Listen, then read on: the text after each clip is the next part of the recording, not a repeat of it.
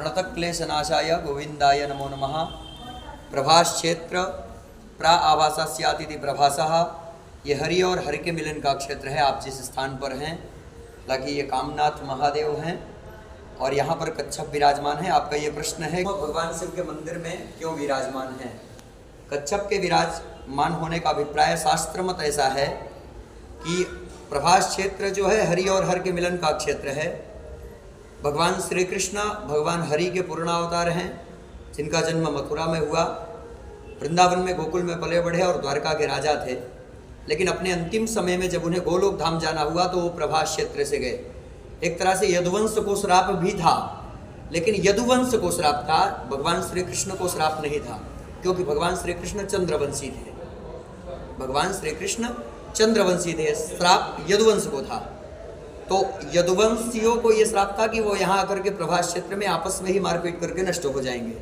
लेकिन भगवान श्री कृष्ण यदुवंशी कहलाए क्योंकि उनका पालन पोषण नंद और यशोदा जी ने किया था। तो भगवान श्री कृष्ण ने भी उस श्राप को स्वीकार किया और प्रभास क्षेत्र में आकर के भालका तीर्थ नाम का जो स्थान आज भालका तीर्थ के रूप में जाना जाता है, उस स्थान पर आकर के बैठे। पूर्व जन्म में जो बाली थे वही एक बहेलिया का स्वरूप मानिए, उस स्वरूप में आकर के भगवान श्री कृष्ण को बाण मारे और पैर में उनको लगा। उसके बाद की ये कथा है कि श्रीमद्भागवत महापुराण के 12वें स्कंद में ऐसा वर्णन है कि भगवान श्री कृष्ण भालका तीर्थ से बाण लगने के बाद,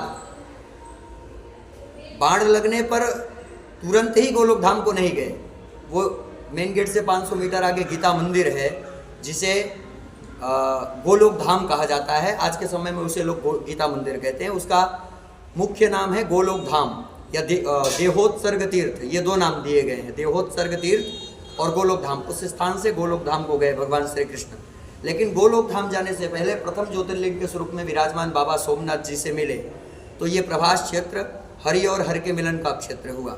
जिस प्रकार काशी मुकुति हेतु उपदेशु रामचरितमानस में करधाली है, काशी मुक्ति प्रधान तीर्थ क्षेत्र है, काशी मुक्ति प्रधान है। उसी प्रकार स्कंद पुराण के प्रभास खंड में ऐसा वर्णन है कि प्रभास क्षेत्र को भी काशी के समान ही कहा गया है, क्योंकि ये भी हरि और हर के मिलन का क्षेत्र है।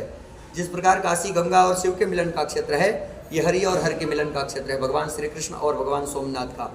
तो भगवान श्री द्वारिकाधीश यहाँ से गोलोक धाम को गए। गोलोक धाम जाने से पहले बाबा सोमनाथ से मिले, इसलिए ये हरि और हर के मिलन का क्षेत्र कहलाया। कूर्म यहाँ पर इसलिए विराजमान है क्योंकि भगवान हरि का अवतार है। समुद्र मंथन के समय भगवान हरि ने कच्छप का स्वरूप धारण करके पृथ्वी को अपने पीठ पर धारण किया था। तो हरि और हर के मिलन के क्षेत्र में यहाँ पर कच्छप की पूजा